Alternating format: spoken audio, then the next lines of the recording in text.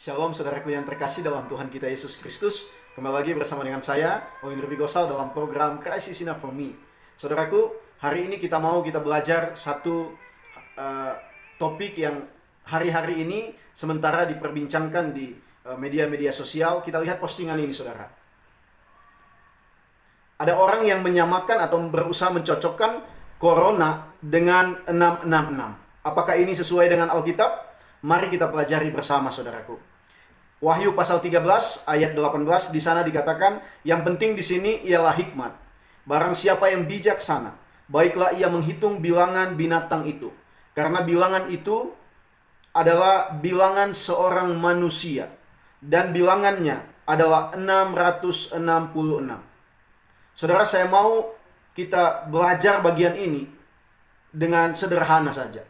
Yang pertama, sudah jelas dikatakan bahwa simbol 666 ditujukan kepada seorang manusia.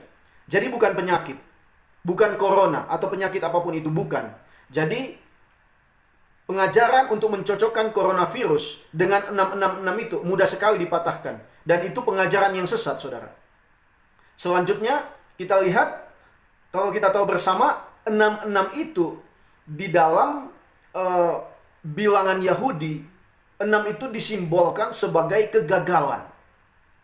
Kalau kita lihat, manusia diciptakan pada hari yang ke-6. Dan ternyata manusia gagal karena mereka tidak menaati Tuhan, mereka jatuh dalam dosa.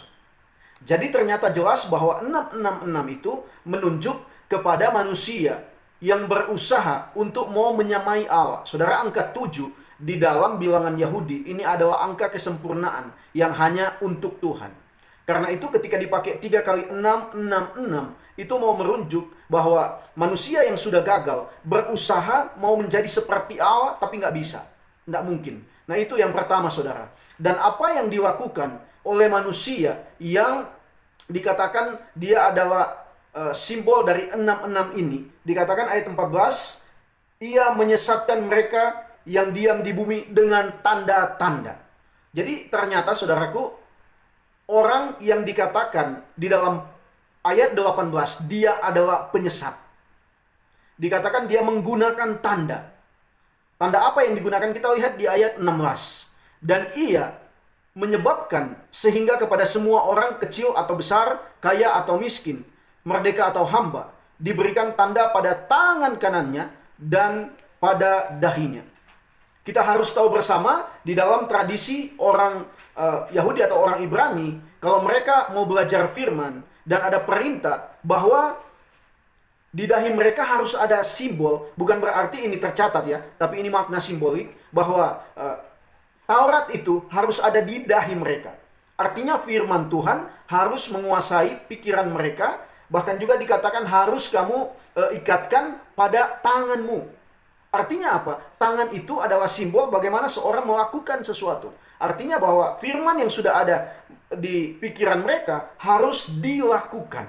Nah, saudara, jadi ketika manusia yang dirujuk pada bagian ini, yang mempunyai simbol 666 itu, dikatakan dia menyesatkan dengan cara apa? Dia sebenarnya mau mengganti pikiran manusia dengan yang harusnya berisi firman, tapi dimasukkan penyesatan-penyesatan yang membuat manusia. Tujuannya apa, saudara? Kita lihat 1 Yohanes pasalnya yang kedua, ayatnya yang ke-22. Dikatakan di sana, siapakah pendusta itu? Bukankah dia yang menyangkal bahwa Yesus adalah Kristus?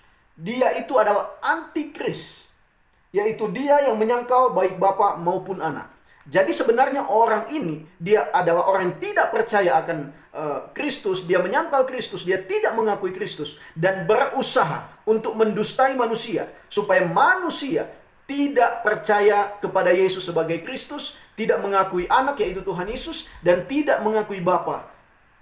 Ini jelas bumi. Nah, siapakah dia, saudara? Kita tidak bisa menghakimi orang atau manusia atau seseorang, tidak bisa. Tetapi jelas Alkitab katakan bahwa mereka atau dia adalah orang yang tidak percaya kepada Kristus dan berusaha menyesatkan. Dan jadi coronavirus disejajarkan dengan 66 itu adalah pengajaran yang sesat, mencocokkan sesuatu, dan ini bukan berasal daripada Tuhan. Kiranya bagian ini menolong kita mengerti secara sederhana 666 itu. Tuhan Yesus memberkati kita semua. Shalom.